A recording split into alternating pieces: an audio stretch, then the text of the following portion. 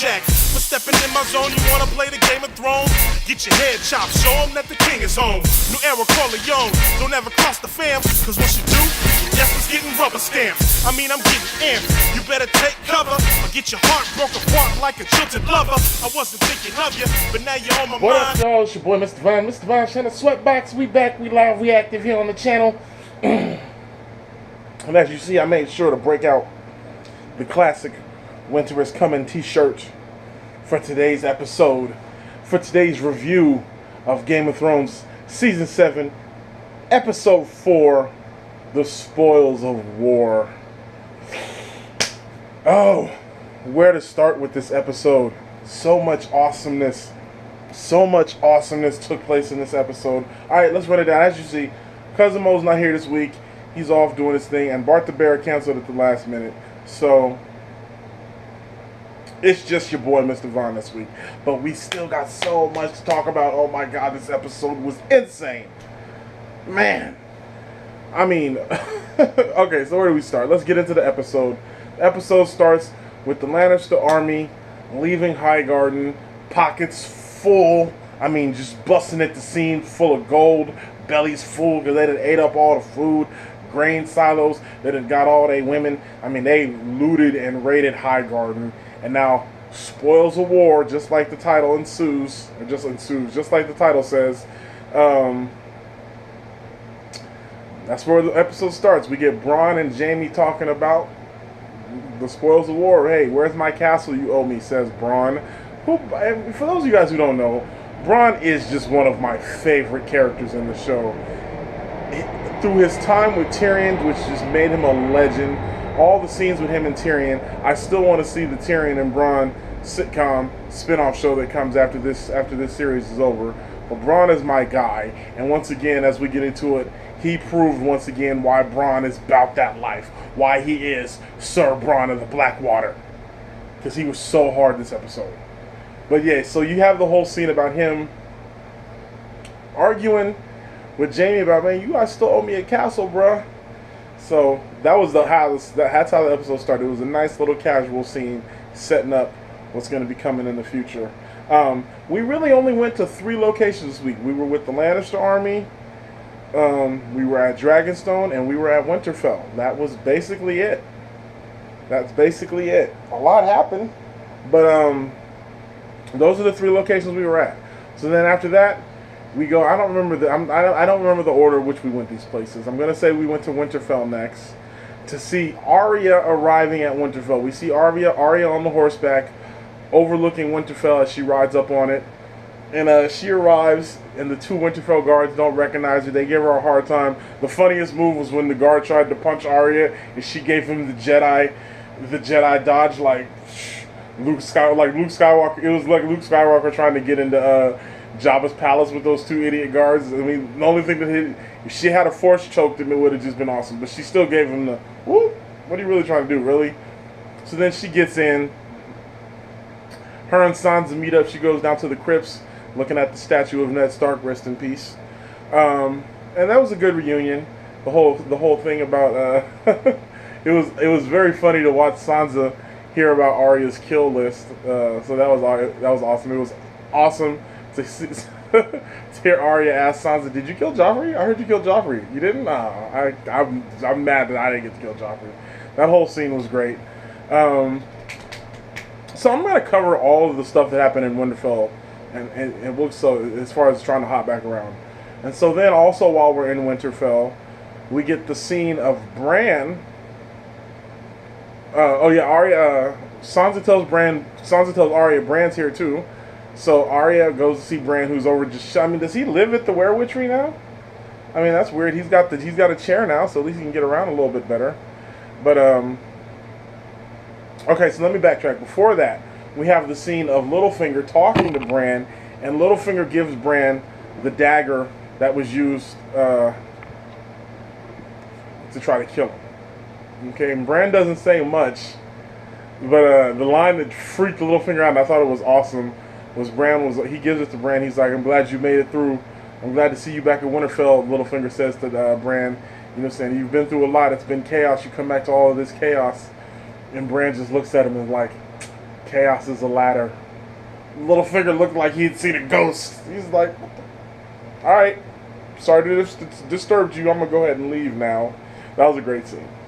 So then we fast forward back to the scene where Bran and Arya reunite. Bran gives the dagger to Arya. And then there was a whole exchange of how Littlefinger, so they're already starting to see. I love the scene, because if you go back to the trailer, the trailer for season 7, you had that line where Sansa says, the lone wolf dies, but the pack survives. And if you're starting to see Littlefinger starting to be very uncomfortable, because you got all these Starks reuniting, and a lot of them don't like Littlefinger. I don't think it's going to end well for Littlefinger. I just do not see him surviving this season. So another good scene, you saw Podrick and Brienne, as she saw the 3 Stark siblings back in Winterfell, walking Winterfell as their home. And Podrick looks at Brienne and is like, Catelyn would be very proud. You fulfilled your oath. And it was a very surreal moment to see 3 Starks, and it's particularly those 3 Starks back in Winterfell because it's the first time since season 1 that we've seen those 3 on screen together, and it was warming of the heart to see the Starks return to some semblance of pride and strength, you know what I'm saying? So it was really good. It was good to see Arya back in Winterfell looking around and see the banners, even though as much as she recognized the place, so much has changed. She asked for Master Luwin, and they're like, Master Luwin's not here. She asked for Sir Roderick, not realizing Sir Roderick's dead. That's the thing about it. All this stuff that happened 3 or 4 seasons ago for us, the death of Master Luwin, the death of Sir Roderick, Arya doesn't know about any of that. So she comes back, and Winterfell is just such a foreign place.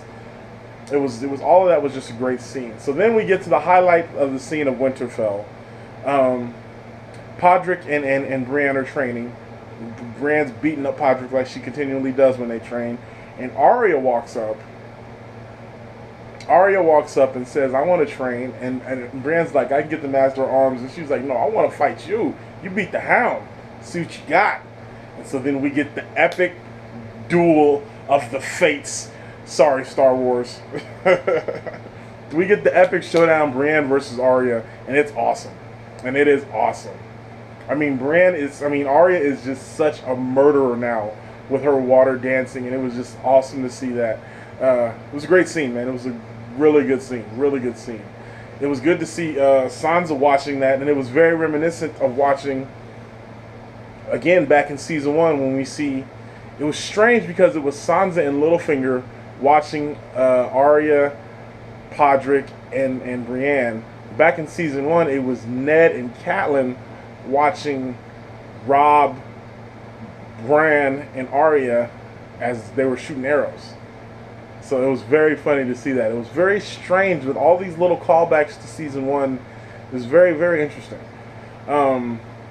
So yeah, that was. I'm trying to think. I feel like am I missing any scenes? And I feel like it was another scene of Arya and Arya. There was a scene of Arya and then and Sansa and Bran talking about Littlefinger, and you can start to see Arya does not trust Littlefinger. She's already plotting on Littlefinger. Oh, it was the scene at the end of the sparring session with Brienne. Littlefinger was watching, and Arya just looks at Littlefinger and gives him the like, motherfucker, I'm gonna get you. And now she has Littlefinger's dagger. She's gonna use it. I think she's gonna use the dagger to kill Littlefinger. So anyway, all right, on to Dragonstone. Dragonstone had a couple good scenes. You had the scene with Jon taking Dany under to see where all the dragon glass is, all the obsidian, the obsidian mine, the dragon glass mine. They go in there and they see all the carvings on the walls from the children back when they met the first men, and the drawings that they made of the truce that they had with the humans to fight the White Walkers. It was very interesting. You could tell there was a lot of tension there between Jon and Dany, both in the discussion they had of her trying to get him to bend the knee. It was very interesting. That was a very good conversation, and Jon was kind of really slick talking her. We're trying to convince her to fight with us to defeat the White Walkers and the Night's King. And that was a good discussion, and you could see. And at the end, there was a little bit of a tension there. And even in the inside the episode, the Double D's talked about how It was a little bit of sexual tension between those two. So you can already see they're going to try to push the Jon Danny get together thing, even though they're related. But this obviously the show doesn't care about family incest. They've proven that. So, but we'll see what goes on from here. It's going to be interesting because there's going to be so many people that are going to be shipping Jon and Danny together, even though they're related. It's weird, but you know what I'm saying? This show's done weird, so I'm not going to criticize. But that was a good scene. Jon still didn't bend the knee, even though Danny asked him again, are you going to bend the knee? I'll get your back. I'll support you. But then she gets word that they've taken Castle Rock, but things, and then she gets heated. She asks Jon for advice, because she still wants to, at this point, she wants to just go destroy King's Landing, burn the Red Keep, kill Cersei, all that. She asked Tyrion, she's getting tired of Tyrion's plans, and so she asks Jon for advice, and Jon tells her, man, can't burn the city. People won't. It'll be a tyrannical act, which it will be. So I'm very glad she decided not to burn the city. Plus, we wouldn't have got the scene if she did. So then the last scene we get at Dragonstone. We get another scene of Missandei talking to Danny about Grey Worm. We get another short scene about Davos talking to Missandei about her, about Naath, and her allegiance to Danny. That was a really good scene, actually. I don't want to skip over that. There was a scene where Davos is talking to Missandei about where she comes from, how she ended up working for Danny, and her whole story. And then, so they questioned her loyalty, and they questioned Missandei's loyalty a little bit. Missandei's like, man, you don't understand. All of us who came over from Essos are down for her because she rescued us, yada, yada, yada. And it's all true. And at the end, Davos was like, would it hurt your feelings if I switch sides? Can I start following her? She sounds like she's about that life. He didn't say that, but that's basically what he said was, yo, she sounds like she's about that life. So then the final scene on Dragonstone, after Danny gets counsel from Jon about what to do, and Jon counsels restraint, we still don't get at that point we still don't get an answer as to what she's gonna do.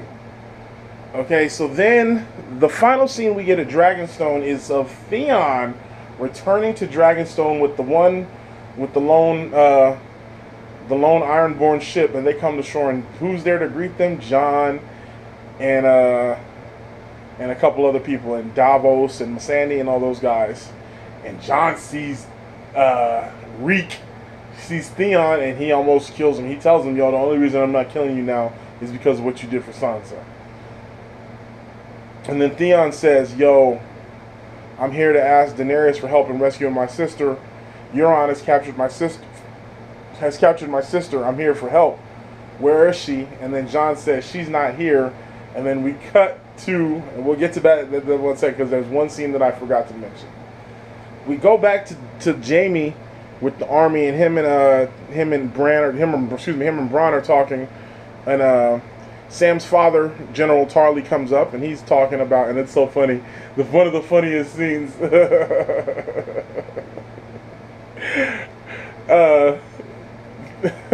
General Tarly's son is his name is Dickon, and Jaime keeps calling him Rickon, and Jaime rides up with Bronn, and he's like, Tarly, Rickon, he's like, Dickon, sir. And then Bronn just starts laughing at his name, like, your name's Dickon. It was hilarious.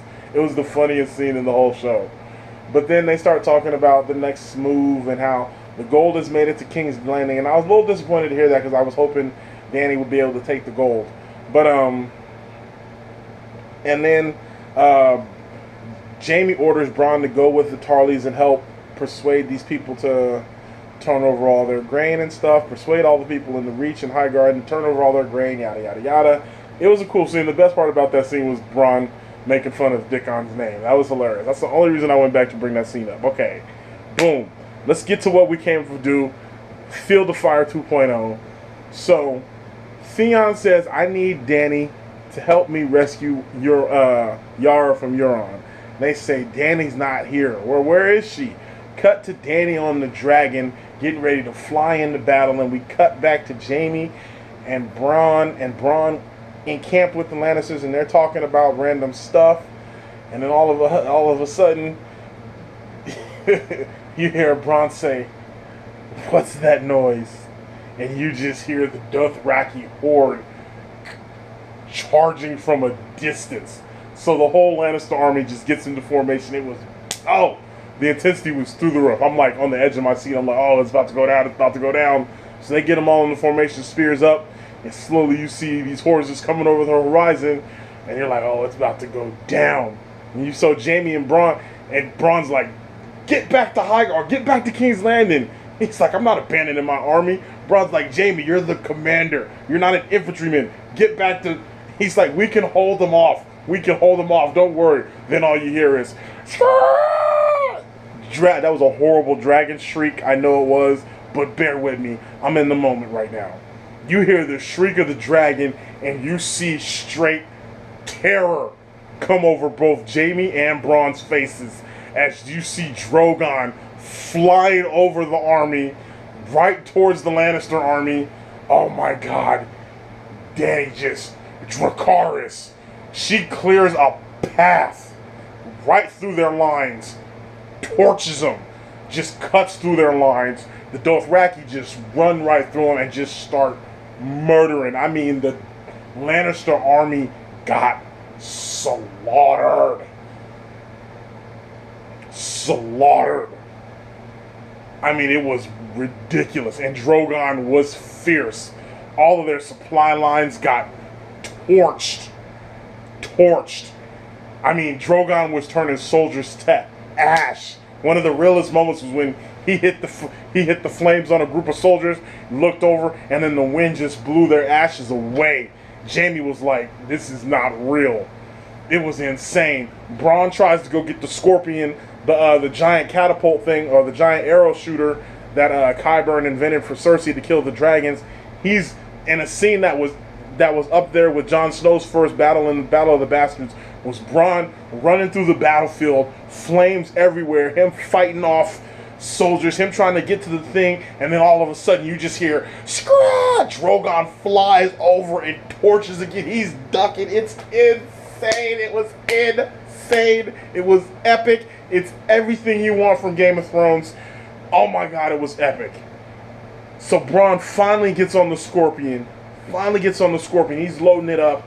Kills a Dothraki in a savage way with the first Scorpion arrow. That was about it. Shoots at Drogon, misses. Drogon's killing everybody, just torching bodies. Shoots him the second time, hits him, doesn't kill him. It's just a wound. Just wounds him, knocks Drogon out of the sky. Doesn't really. I mean, he's not super hurt, but he's just wounded a little bit. Forces him to land. Dany gets off Drogon. She's trying to take the giant spear out of Drogon. Give Jaime credit. Oh, but by the way, before Drogon lands, he hovers right over the giant arrow, over the giant spear shooter that just shot him, destroys that, almost kills Bronn. Bronn's got 9 lives. He's the cat. I don't know how he's still alive, but he survives. Destroys that. Dany dismounts. She's trying to get the spear out of his neck. Jaime on a horseback picks up a spear, starts charging at Drogon like, I'm ending this right now. You got to die. Tyrion is up on the ledge watching from a distance. He's like, no, run, you idiot. Flee. Don't do it. Don't do it. He's just charging at us like, you about to get murdered, dragon. I'm about to be not only Kingslayer, I'm about to be Jaime the Dragon Slayer. Nah, none of that happened. Drogon seen him coming, turned his head, was like, boom, hit him with the fire. Jaime barely gets saved. Bronn gives him the die-hard rescue, saves you at the last minute. Both of their horses get completely roasted. They dive into the water. You get the scene from the trailer where you see 2 people diving in the water and the dragon fire going over the top. I mean, epicness. Epicness. And that's how the episode ends, with them in the water. Man, I cannot say enough about the Field of Fire 2.0. Woo! It didn't have the intensity as far as the claustrophobic and of the Battle of the Bastards, but the game-changing factor of what a dragon and a Dothraki horde bring to the battlefield was insane. The way they filmed, man. I mean, this is what we've been waiting 7 seasons for, to see the dragons unleashed. And was he unleashed? And that was only one dragon. And for all that hype about the secret weapon that Qyburn used, yeah, it's easy to sit there and say you'll shoot a dragon when you're alone and and the entire battlefield is not on fire. But when you actually have to shoot a dragon that's shooting fire at you back, oh my God, it was tough. Things can change. It was insane. It was insane. So that was season 7, episode 4 of Spoils of War. I was animated for this review because I was animated for the episode. I hope you guys enjoyed it. I know I was all over the place. If there's something I forgot, I literally just got done watching the episode. So, I mean, this was intense. It was intense. Man, I'm going to have to watch it again. That was a great episode. This season has been awesome. There's only 3 episodes left, people. 3 episodes left. Woo, what a great season it's been. All right, make sure you keep it locked right here. Keep it locked to the channel. And until next week, make sure you check out all the other videos we got on the channel. I know I've been downshifting on the content, but it's been a very busy summer for me. Things will pick up again. Football season's about to kick off. So stay tuned to the sports channel because I'll be getting some of those videos up. I got some more movie reviews coming up. And of course, I'll be back next week for another episode of Game of Thrones. We'll see if we can get Cousin Mo here back here next week. But regardless, we'll be here next week. Make sure you like, share, and subscribe. And until next week, you know how we do it. Your boy, Mr. Vaughn. Woo! And Dragons bunch shit up this week. Peace. 100, y'all. I'ma go to the end with you. I'ma go. Said I'ma go. I heard him say, death is just the beginning. That's one man's opinion, the product of hard living.